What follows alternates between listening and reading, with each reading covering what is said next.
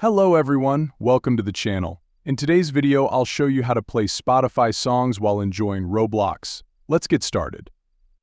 Firstly, open the Spotify app and play your desired song. Next, return to your device's home screen and open the Play Store.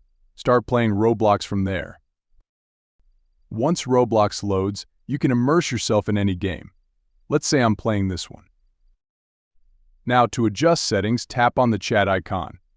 Then, click on the three dots for more options. Select Settings and locate the Roblox icon. From there, adjust the game's volume to 0. With the game volume muted, you can now listen to Spotify in the background while playing Roblox. And that's it. Enjoy your gaming experience with your favorite tunes from Spotify playing in the background.